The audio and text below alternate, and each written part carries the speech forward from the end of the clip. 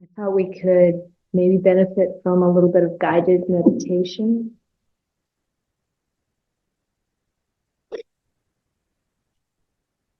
So if you're not completely comfortable, make yourself comfortable.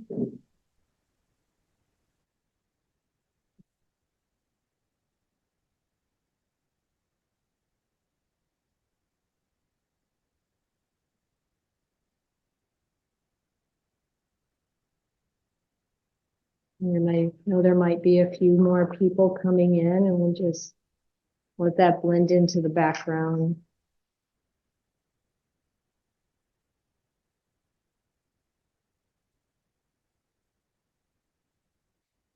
Take a few deep breaths.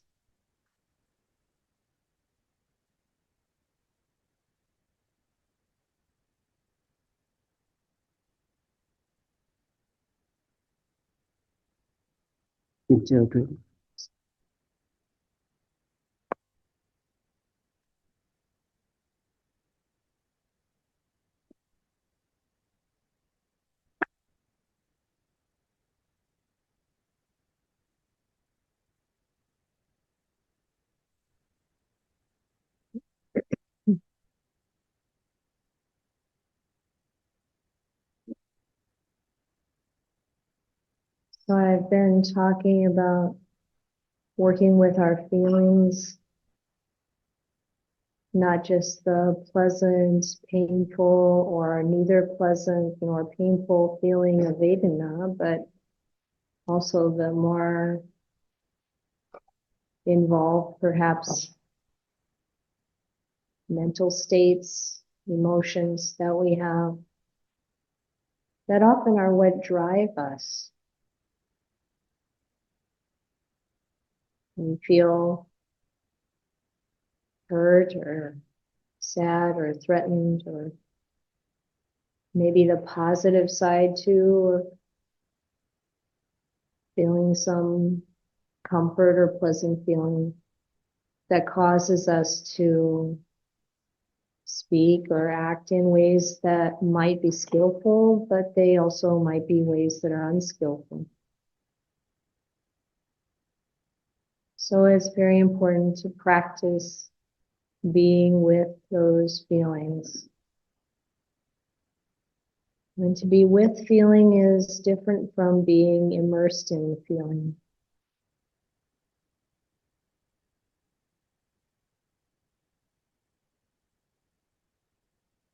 So we start by calming the mind, calming the body.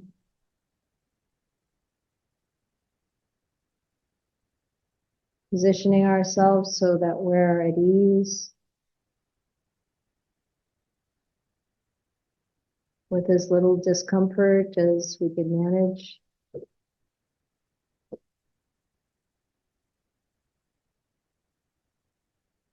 I often use my breathing as a way to become calm, and that's perhaps a different approach than you have. Sometimes people have to do a bit more preparation before the breath becomes available as an object that we can use for meditation.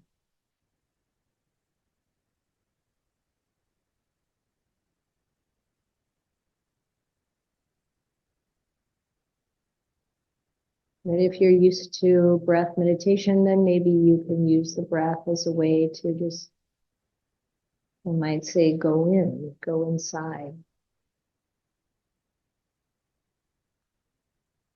Become calm and relaxed.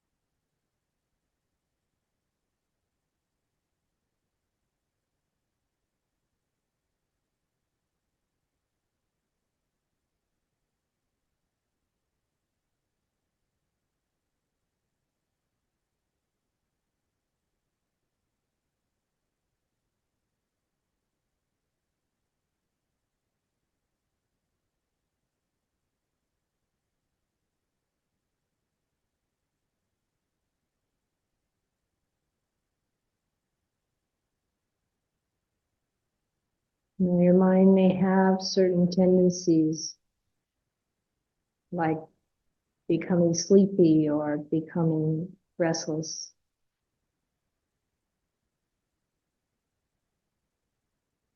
Or sometimes the mind's tendency is to just become very, very still.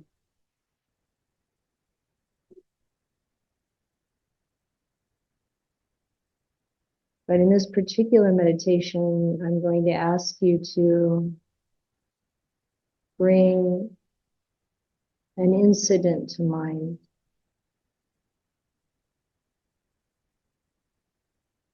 Maybe it's one specific incident where irritation arose or resentment, a negative feeling.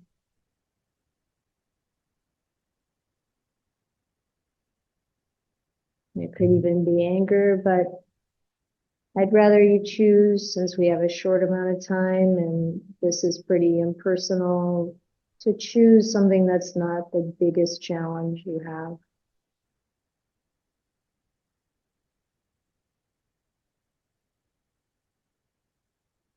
But not the most minor one either. Something you can actually bring to mind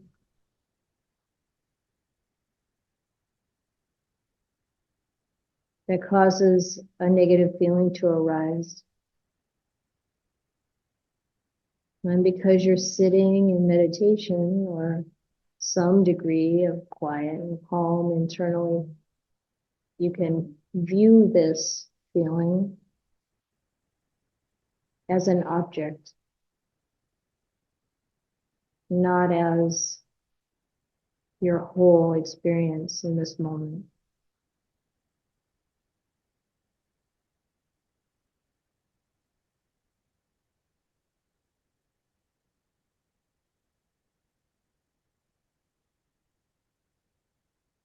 And when that incident, or maybe just that feeling that comes frequently to you of irritation or restlessness or anger, resentment, when that comes, see if it needs a little boost because it's very faint, perhaps, or if it's very strong, just use it as it is. And locate the place in your body where it feels the strongest.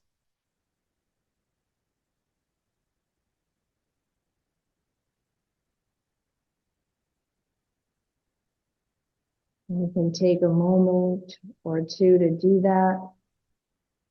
And then just stay present with that feeling wherever you locate it. It could be your heart, your throat, your stomach, wherever in the body. Sometimes people have a hard time doing this. Maybe they're not used to really sensing their emotions through the body itself. So whatever strong emotion, in that case, whatever strong emotion that you can bring up to accompany a thought, bring a thought into the mind, a memory that has a feeling attached to it, and then see how your body feels. Has something changed because of the arising of that thought?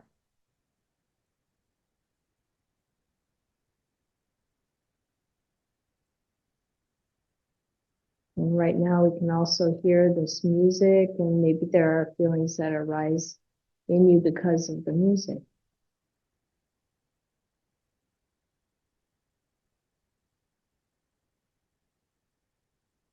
Or maybe you had an intense, relatively intense interaction with someone recently. And when you think of that, there's a strong feeling or moderate feeling that arises.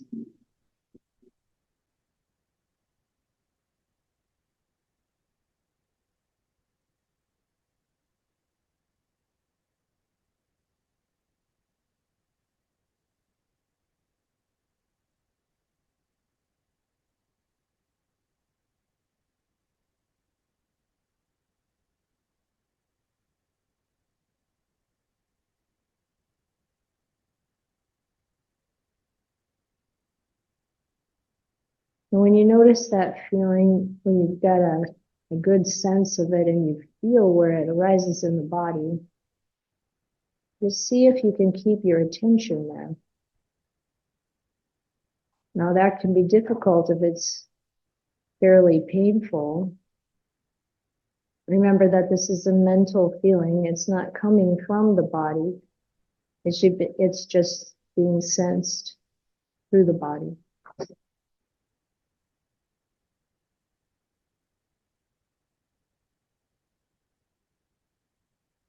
In the mind, when there's an unpleasant feeling, it often tries to do something else.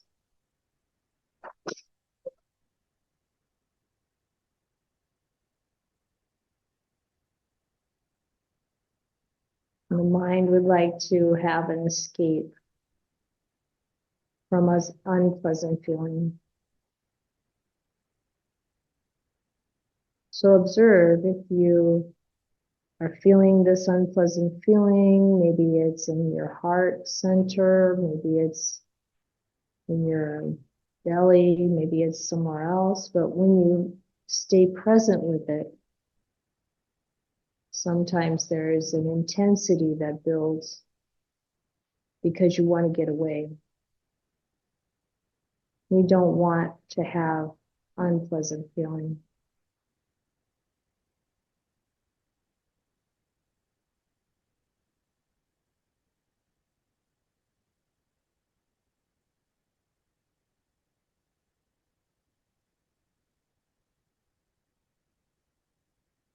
We want to escape sometimes through fantasy, through getting sleepy, through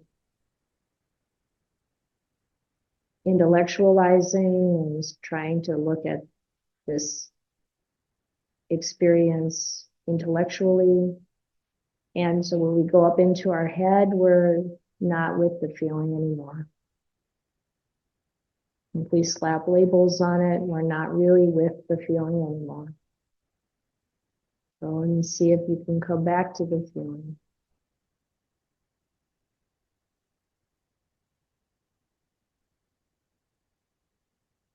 And if you feel completely lost with these instructions, just notice how your body feels.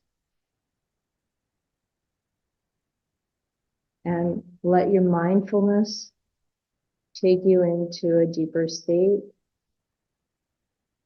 of calm.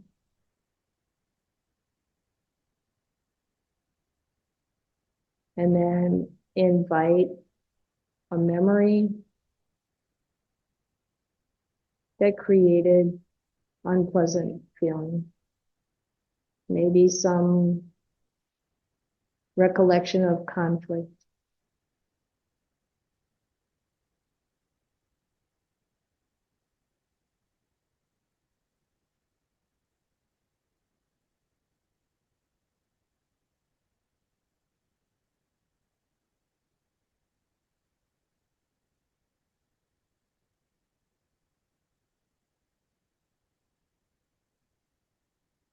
Now, when we're sitting with this unpleasant feeling in the body, then we can observe it and watch it change. Because feelings impermanent. It's always impermanent.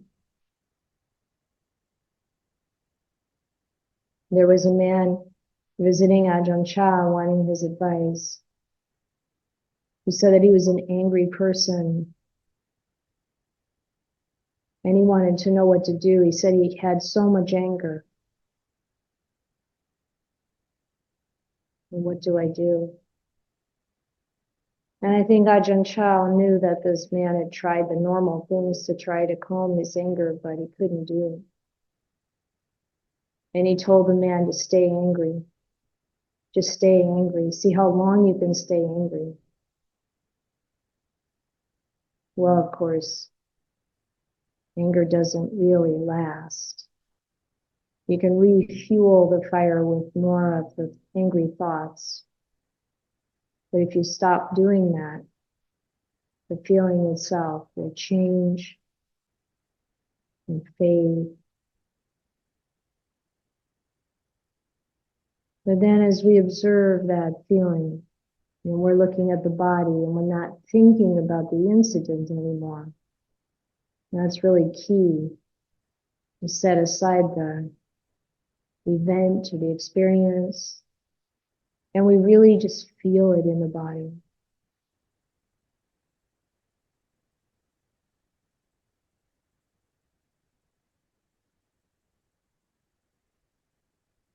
What was the feeling? Was it feeling hurt? There's a lot of different kinds of feelings, emotions.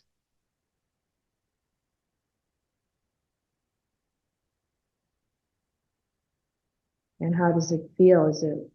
Is it a big area that it's covering? Is it hot, cold? What's its temperature? You can even ask, like, what is the texture of this feeling? Spongy, spiky. You might even associate a color with this feeling.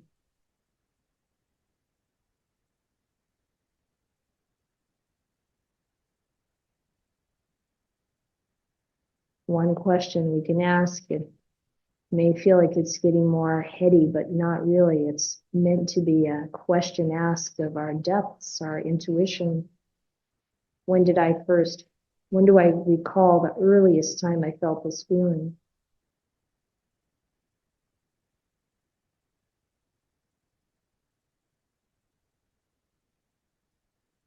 Or is there some kind of element in the context when I feel this feeling?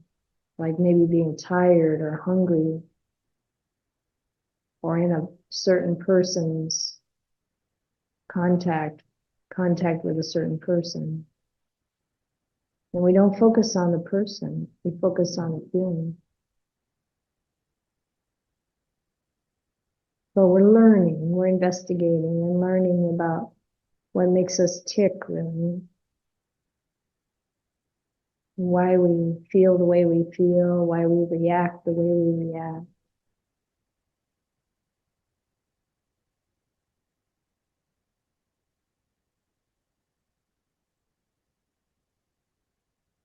Well, when we're feeling and working through feeling in the body, we're not immediately supplanting it or overlaying loving kindness, for example. That's another approach. But this feeling as it appears in the body, feeling what we experience, this is more about trying to let it clear from the body memory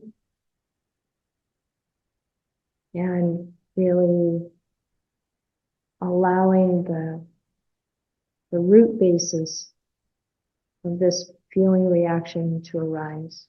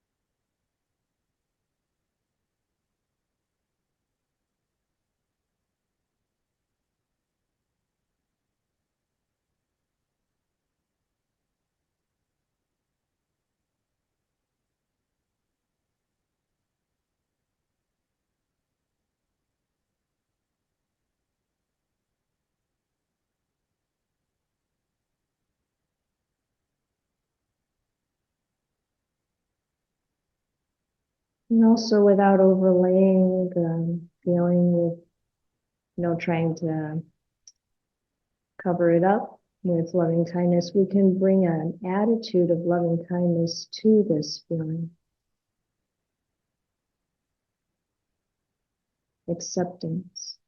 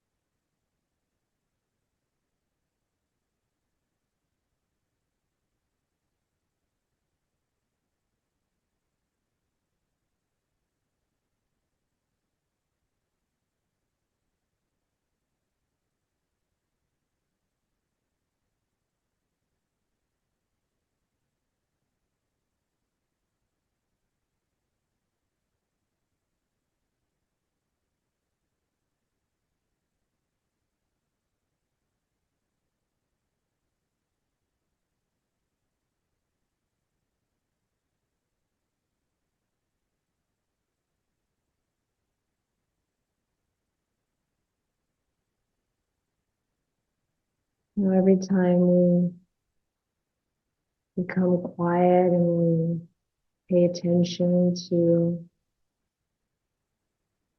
a strong emotion that we're feeling and observe it, different things can happen. And if you had a clear sense or snapshot, if you will, of how this felt when it first came to mind and how it feels now, notice the change.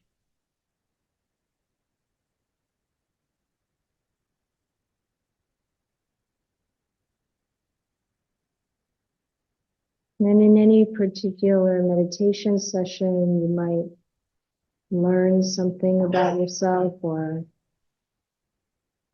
become more comfortable with the feeling you have. And as we do become more comfortable, when I say accept it, it's not like it's something we want to perpetuate, just that we are able to be with the way things are in the moment, with an attitude of warmth, kindness, gentleness,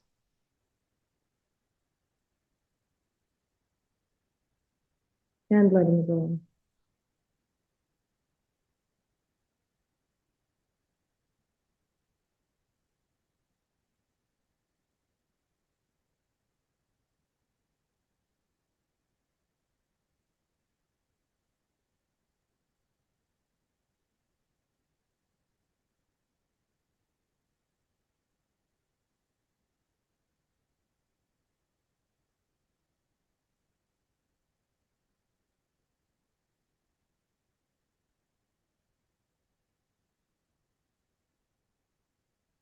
And now we're going to bring this meditation to a close. And you might want to end with some gratitude for your body. Gratitude for being able to have the mindfulness of feeling. And gratitude for the dhamma.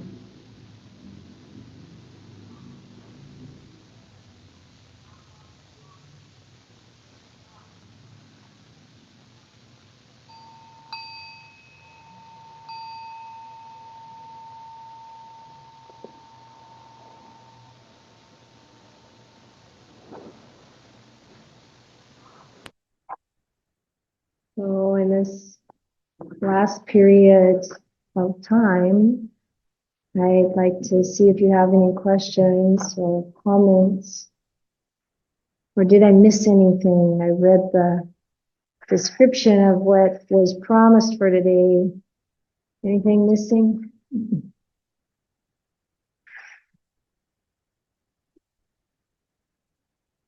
Yes, Shari. Well, so the just for the sake of folks who might not have been able to hear her, the experience was that it was very hard to locate a strong negative feeling. Like anger hasn't come up in a long time. Yes! Hooray! Right. And, you know, the acknowledgement that, you know, when you've finished raising your family and maybe you're not having to have work responsibilities out in the world, I don't know, I think that's might be the case, then maybe there aren't as many pokes at us. But I think also there's the development in the practice, and it's great if our aversion and even our excitement over sensual pleasures becomes less and less, and we become more equanimous. So the observation was that it's easier to find a depressive state or that kind of, if you know, in the side of negativity, that might be more what happens. So when we feel that, we also can maybe locate a place in the body, but we can bring kind attention to that so that we're not suppressing, and we might find there's something underneath that feeling. So, you know, this little 25-minute or whatever it was meditation instruction is really just a taste of what we can do on our own when we have our own timing and we have our own space to really work with what our emotions are, what our mental states are, and giving it that kind attention of, okay, there's this dullness here, so where do I feel that? And as was mentioned before, we can use meditation, becoming still, as a way to open the mind, to have access to the intuition, you might say, or the understanding, the wisdom that's beneath it, beneath our consciousness. And then see what arises. And another approach, of course, whatever the negative emotional pattern is to seek support from someone to talk to. Could be a professional who's, you know, trained and experienced in helping people. It could be someone in our life who's really willing to listen and won't take sides of whatever we've said, won't tell anyone else what we're talking about, and just be a kind presence. I don't know if that answers the question or gives you any pointer. Yeah, sometimes it takes some time to really be with our emotions enough to start to kind of see into them. And we can also use methods like feeding your demons. I really kind of find that helpful. Some people find that helpful. You can get the book by Lama Tsultrim Alioni and read it and see about following her process. Or there are other formats you can use. Focusing is another book. Another student of Carl Rogers, Eugene Genlin, I never know how to say it, but very good, you know, kind of investigation into using mindfulness. Really didn't call it that, I don't think, but yeah. So just talking about, you know, where does this depression come from and how do we work with it, and the recognizing that reaching out can really make a difference, you know. Yeah, it's like selfing. It's like it is selfing. Yeah. Selfing, and you know, if we can even like bring more of the sort of the praise and joy of and adoration of the Buddha, Dhamma, and light and Sangha, more of that, but also reaching out. We're so isolated oftentimes if we live alone or we aren't going to work anymore and the family's off doing their own thing or whatever. It's good to reach out, develop that Kalyanamitta Sangha. And yeah. So the question is really related to this idea that fewer responsibilities, does that make less anger? Does the monastic have fewer responsibilities than a lay person and therefore less anger? No, I don't think that's it. I think what it is the more we develop the mind, the less desire or aversion we have, also the less delusion we have. That calms all of these strong emotions. Whether we have responsibilities, I only meant that,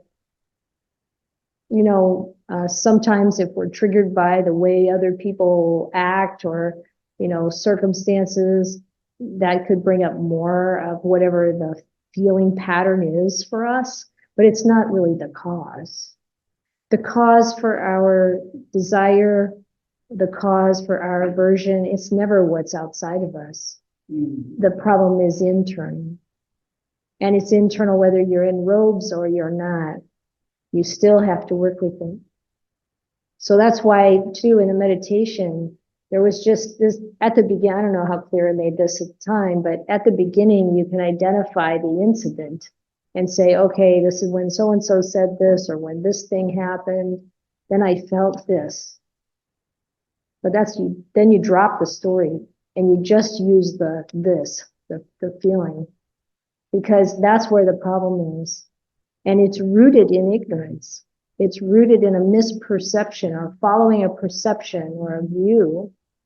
And it's fired by this proliferation of thoughts. And so we stop doing that, cool it, observe the feeling in the body where it doesn't have any story attached to it anymore, and you let it move through you. When we let it move through and out of us, and there's calm, we can see the situation more clearly. Maybe you thought you had a lot of things you ought to tell this person, but then suddenly you don't have anything more you have to tell this person because it's not about them, not about what they've said or done. So that's really the process that unfolds. And so, it's the work is our own responsibility. We have to do our own work. The Buddha said he can't make anybody get enlightened. He can only point the way to it. So the comment is that there's basically good and bad about everything. Whatever situation you're in, there are beautiful aspects to it, helpful, skillful. There's the challenging always, whether you're around people or you're not around people. They like Ajahn Brahm's way of talking about it. There's layperson suffering, there's monastic suffering, there's junior monastic suffering, and there's senior monastic suffering.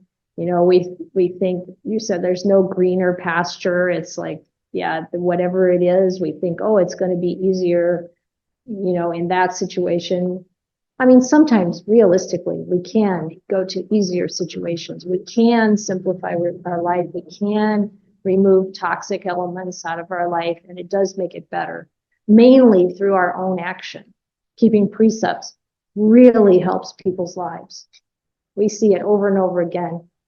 It reduces the anxiety, it reduces the stress, it reduces the distrust.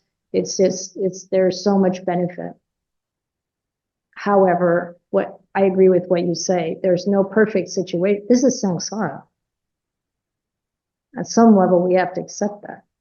There's not going to be a perfect situation. The problem is internal. And it's going to arise one way or another. If we have delusion, if we have greed, if we have hatred, it's going to arise in some form. And that's where we can meet it and we can resolve it. Is the word isolate, is the meaning of isolation and solitude same? No, I don't think so. Isolation and solitude. So we might be talking the difference between isolation and solitude. for one thing, solitude is, like being by yourself, but it's code for going into meditation.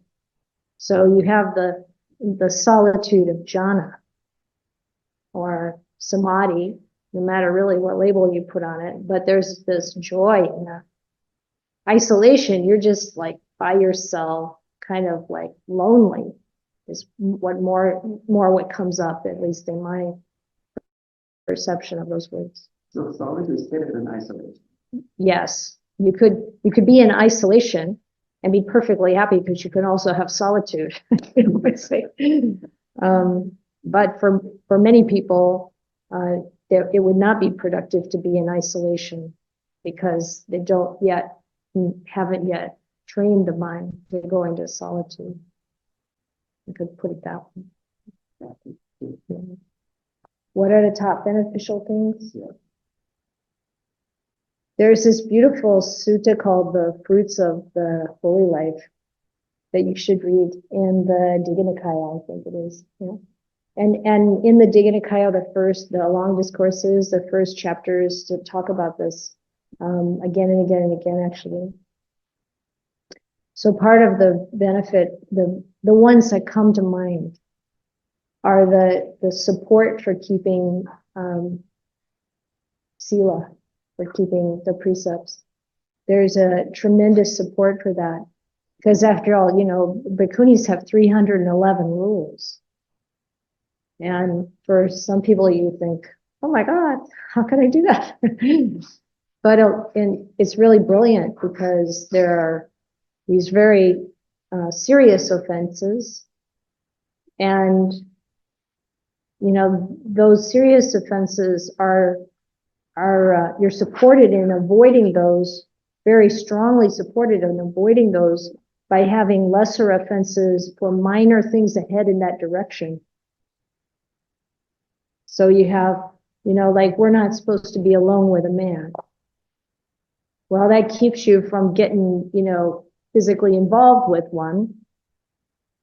And there are all kinds of like things leading up, the warning signs, and you've got your monastic sisters, or in our case, or brothers, in case of the venerable monks here, to help you notice, like what you're doing. Getting a little too close to accepting gold and silver, for example, or some other thing, like some kind of greed or some kind of mistake that would be harmful to people. The minor rules help you to see the very first glimpses of it. So 311 rules keeps you on your toes, you're observing, like, how is my conduct? Would my teacher or would my respected monastic friends find fault with my conduct? So that's very helpful. And that's very basic. And then to be around other meditators is very helpful. If you live in a larger monastery where there's a lot of meditation going on, you feel the vibe and kind of draws you in. You can kind of coast on it a little bit when you're not personally so inspired. That's very helpful. Yeah, in that list, there's a whole bunch of things, developing psychic powers, that's not really necessary at all. But your sensitivity can develop and you can become more aware. So that's very helpful. What would you say? Can you think of any particular? I think that I said it too, and working with the environment with you. Yeah. The people, supporting your practice. And like the whole focus is really on we have the practical day-to-day things. People that understand with us are like, wow, you have to deal with all the same stuff I have to deal with too, but more in some ways.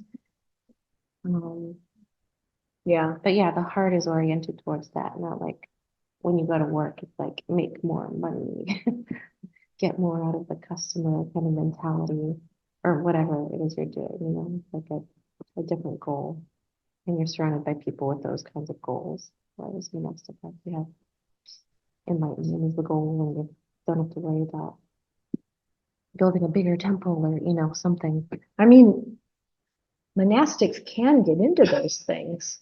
but hopefully they'll have friends around them to like, hey, you know, this is not the goal. Yeah. So the thing that's important though, I think, is to remember that as a layperson, you can really do a lot to practice.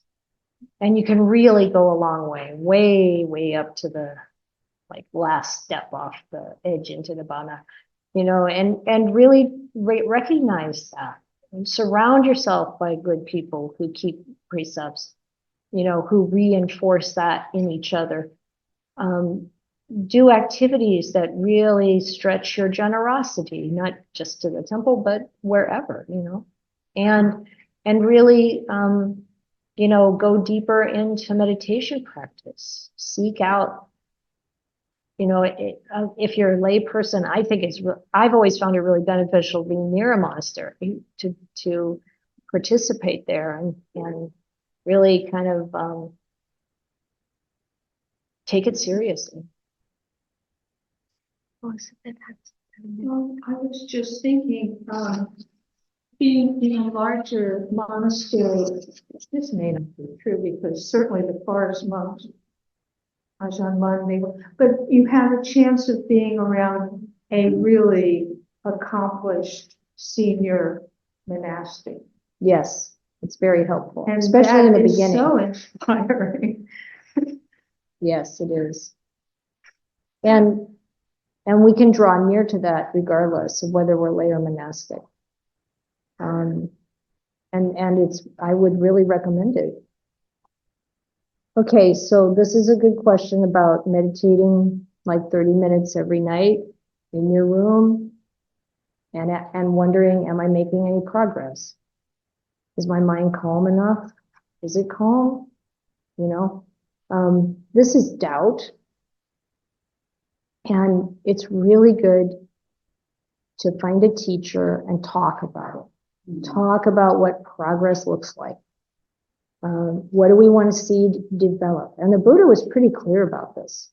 You know, those states of calm should include a joy arising that you can feel in your body. And when the mind becomes clear enough and still enough that there's no hindrances, no desire, I don't want anything, I don't want to get rid of anything, there's no sleepiness, there's no restlessness, there's no doubt, you're making progress. So there are these kind of guideposts along the way.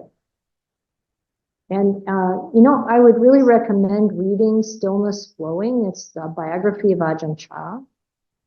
Yes, I actually tried to listen to it. That's how I was. Okay. The biography includes not just his life, but also his teachings. And you might find in there, like there are some descriptions of meditation and discussion of what, you know, like his way of talking about meditation that could help you see, oh yeah, I experienced this. Or I haven't experienced that. What can I do? And it, again, finding a teacher that you feel like you can relate to and trust, then you can talk about like, what's going on for me and how do I work with it? But don't just stay in the doubt. And don't just do the same practice all the time and feel like it's going nowhere. We really have the responsibility to reflect on the practice that we're doing, and if we don't see results, we should reach out to someone to talk to them. And you have to ask yourself whether it matters. I mean, separating the body from the mental faculties is fine, but the Buddha said you can't really separate the mental faculties. They're all connected. And that's in the suttas. So identifying that this body is this physical thing made of these elements, has these different parts, and it's not me and not mine. It's a process running all on its own with its own timing. Yes, I can influence it here and there. I can stop breathing for a second and then I got to breathe again. I can't make, you know, my heart stronger somehow or beat more regularly or whatever.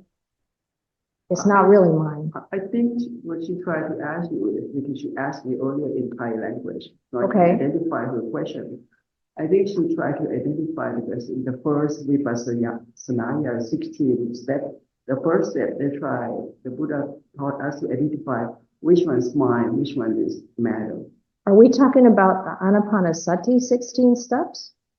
It's not anapanasati. You're talking about Abhidhamma. Vipassana 16 steps. So if you're not getting bliss in your meditation, I wouldn't worry about Abhidhamma 1 second. Mm. It's taking you into this instead of this. Mm. You really need to let go of all the mental proliferation and practice samatha. And you can practice vipassana, but not that kind. Practice just the Dhamma principles that you see in the suttas. Because that's very higher level. Well, it's not higher. Abhidhamma is not higher level. So many forest masters say, don't waste your time on it. Because if it brings more proliferation of the mind and more doubt and more questions, it's not helping. So just really simplify it. We are just about time to close. Anyone last question or comment? So I think before we go, Ayya and I will chant a blessing. All right. Okay. This is Jayanto, victory chant. This is meant to imply the big victory. Jayanto Bodhiyamule Sakyana Nadiwadana Ewantawa Vijayo Vijaya Sujaya Mangale Aparajita Palanke Sise Patavipokare Abhiseke Sababudana Agapato Pamodati Sunakatam Sumangalam Supapatang Sutitam Sukano Sumahuto Chasuitam Brahmachari Supadakina Kaya Kama Vacha Kama Padakina Padakina Manokamang Panijite Padakina Nikatwana Labantate Padakine. May you have every good blessing. May all the devas protect you by the power of all the Buddhas. May you ever be well. May you have every good blessing. May all the devas protect you by the power of all the Dhamma. May you ever be well. May you have every good blessing. May all the devas protect you by the power of all the Sangha. May you ever